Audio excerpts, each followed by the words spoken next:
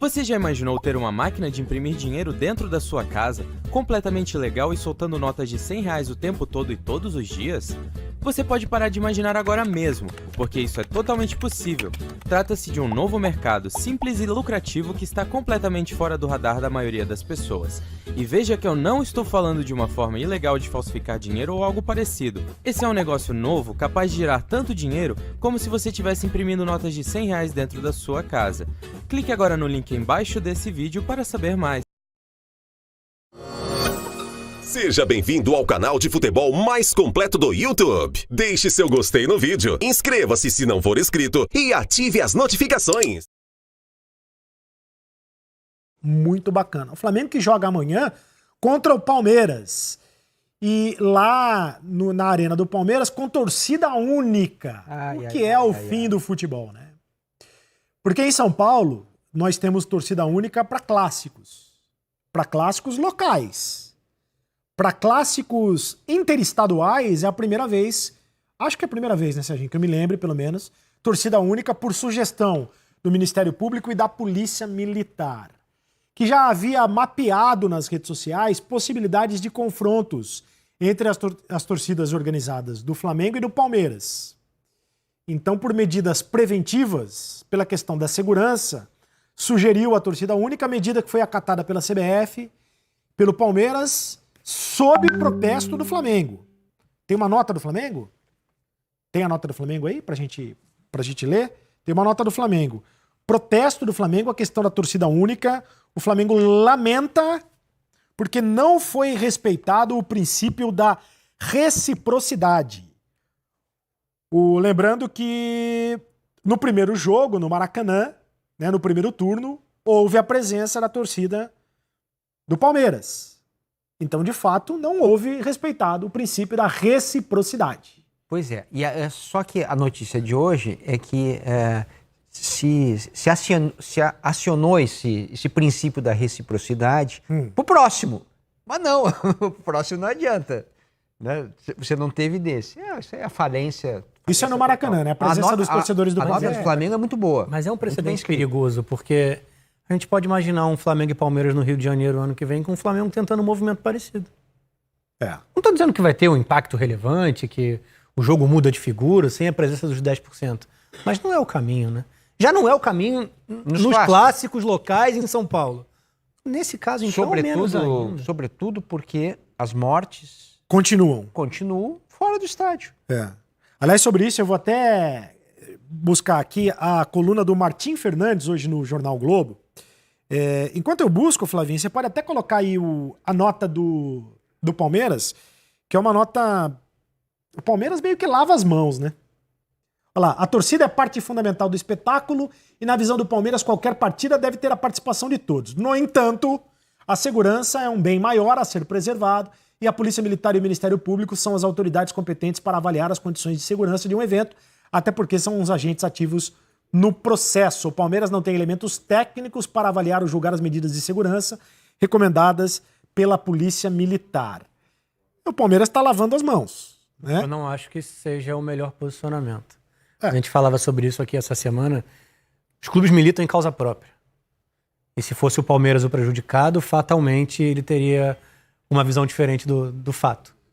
E o produto é único. Os clubes do futebol brasileiro, eles se colocam como rivais, e é justo, eles competem dentro de campo pelos resultados, pelas competições, mas eles individualizam as benesses, ou as vantagens, digamos assim. E isso é completamente equivocado, porque se você tem uma ou duas equipes que se descolam do resto, ou se você tem vantagens, não indevidas, mas enfim, em determinado momento de uma equipe que joga sem a torcida adversária e a outra não. A gente pode falar de equilíbrio competitivo, venda de mando de campo. Você não tem 19 jogos no seu estádio e 19 jogos garantidos em 19 estádios pré-definidos dentro do campeonato. Pequenas coisas, e a gente está falando de um sentido de liga. Porque eles deveriam pensar com unidade. Só que não é a nossa realidade, longe disso.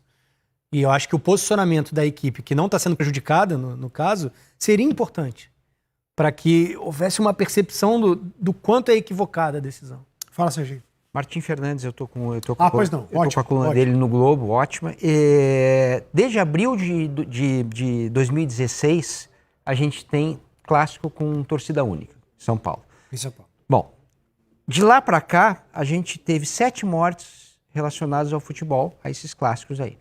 Fora do estádio, obviamente, né? Isso dá uma morte a cada 6 meses. Aí o Martim cita o jornalista Rodrigo Vessoni. Rodrigo Vessoni. Que ele faz esse levantamento sistemático desde 88. A média é de uma morte a cada 7 meses. Ou seja, depois da torcida única, encurtou. A gente tem um mês a menos. Quer dizer, não adiantou absolutamente nada. É rigorosamente a mesma coisa. O que acontece é que não tem mais briga no estádio. É no metrô. Não tem mais morte no estádio, mas tem morte no metrô, no ônibus. Onde eles se encontraram. Na periferia, onde eles se encontraram, na estrada. Então, o problema não é a torcida única, né? O problema não é a torcida única. No estádio, especificamente, o ambiente de jogo está sendo preservado. A gente tem um problema de tolerância e isso é claro, né? Agora, isso não tem a ver com o estádio, não tem a ver com aquele ambiente. E eu acho o seguinte, eu acho que piora. Porque no momento que você faz a torcida única, você faz os grupos ficarem cada vez mais raivosos, né?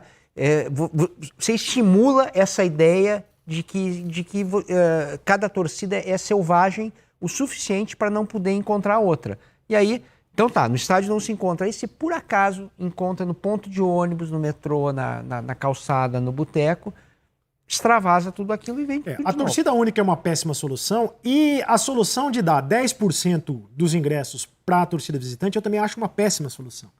Porque você cria um clima bélico, você entendeu? Os 10% só vão para a torcida organizada e que se sente muitas vezes acuada no estádio do adversário. Eu acho que tinha que aumentar, inclusive, a porcentagem de ingressos para a torcida visitante. Mas aí vai na história dos sócios torcedores. O problema é complexo. O problema é complexo. Não é fácil, agora, assim, o fato é que essa solução não está rolando. Sobre o jogo, o Mano Menezes falou sobre o jogo. Bom, primeiro é importante ressaltar que as duas equipes pouparam. Então as duas equipes têm preocupação com o jogo de domingo. Não é só o Palmeiras que tem com o Flamengo. O Flamengo também tem. Porque senão não pouparia. Ou não preservaria alguns jogadores para que estivesse mais inteiros no domingo. A exigência que se tinha no futebol brasileiro era uma. E para essa exigência o Palmeiras estava muito bem preparado. E as outras equipes, algumas delas também. E isso fez ou proporcionou ao Palmeiras que nos últimos 3 anos conquistasse 2 títulos brasileiros e ficasse na segunda colocação em um deles. O parâmetro mudou. O Flamengo estabeleceu para nós todos um novo parâmetro. Subiu a exigência e nós temos que fazer a leitura correta e nos prepararmos para enfrentar esse novo adversário mais qualificado. Explicando os motivos de ter botado o time reserva contra o Fluminense e depois ele toca num assunto interessante, toca num tema interessante. Quer dizer, para o que o futebol brasileiro estava acostumado, o que o Palmeiras apresentava estava bom demais. Porque se você tira o Flamengo do Campeonato Brasileiro, o Palmeiras seria o campeão provavelmente, ou o Santos. Pelo aproveitamento. Pelo aproveitamento. Campeão. E seria elogiado por todos nós. Como foi elogiado outras vezes. Com raras exceções, né, Rafael Rezende? Com raras exceções. Eu achei o campeonato do ano passado achatado pra média, entendeu? Pra baixo. Pra baixo. O Palmeiras foi o campeão, merecido, enfim. Mas era necessário um choque como o que a gente teve em 2019. Uma coisa é você ser o melhor dos 20. Outra coisa é você ser um grande campeão. E acho que no ano passado o Palmeiras foi o melhor dos 20. Ponto. Só isso. Mas o Flamengo desse ano, ele traz uma responsabilidade para o futebol brasileiro daqui para frente, que é um negócio impressionante. Principalmente para quem tem bala na agulha, como o Palmeiras tem, para investimento. E aí não é só um investimento, porque o Palmeiras investiu demais, mas é investir de maneira correta, né? Trazer jogadores para serem titulares mesmo, e não 300 jogadores para você deixar para escanteio. Mais que jogadores, né? O sistema, né? Sistema de jogo, é isso que... Modelo de jogo. Isso que fez a diferença. E mesmo que a gente fale em 12 grandes, quando fala do Brasil, continental, história, tradição, há um descolamento de quem pode investir nesse patamar e de outra parte das equipes. Se a gente for falar de Flamengo e Palmeiras, justo. Se a gente for falar do Corinthians, por mais que tenha as questões do estádio, o São Paulo que tenta investir, mas sempre tendo que meio que cobertor curto. Vende jogador jovem com potencial para justificar os investimentos em jogadores mais velhos. Uma forma de fazer negócio, de pensar futebol, sem dúvida alguma. Mas essas equipes que podem investir mais, que têm lastro de qualidade, deveriam desgarrar das demais no Campeonato Brasileiro. É só esse o meu ponto. E ano passado não houve esse descolamento absurdo, por mais que o Palmeiras tenha tido 8 pontos de frente, foi para o próprio Flamengo. E acho que é uma tendência. Se essas equipes tiverem gestão profissional, tiverem a contratação com bons critérios, tiverem continuidade nas escolhas de comissão técnica, de análise, enfim, não tem como competir. Mas quem são essas equipes? Palmeiras, Flamengo e Palmeiras principalmente. O Santos, pelo que foi o trabalho do São Paulo. Mas o Santos não vai ter... como clube não tem investimento, não tem dinheiro. Esse retorno, essa capacidade. Acho que o Corinthians pode tocar. Mas o tá trabalho do Grêmio tá enroscado. O trabalho do Grêmio é exceção no Brasil. Até a longevidade do Bolzan trouxe uma estabilidade absurda. É porque a característica estatutária dos clubes no Brasil deixa tudo sempre meio com um ponto de interrogação, né? É uma incógnita.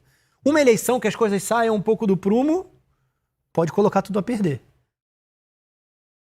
Você já imaginou ter uma máquina de imprimir dinheiro dentro da sua casa, completamente legal e soltando notas de R$100 o tempo todo e todos os dias? Você pode parar de imaginar agora mesmo, porque isso é totalmente possível. Trata-se de um novo mercado simples e lucrativo que está completamente fora do radar da maioria das pessoas.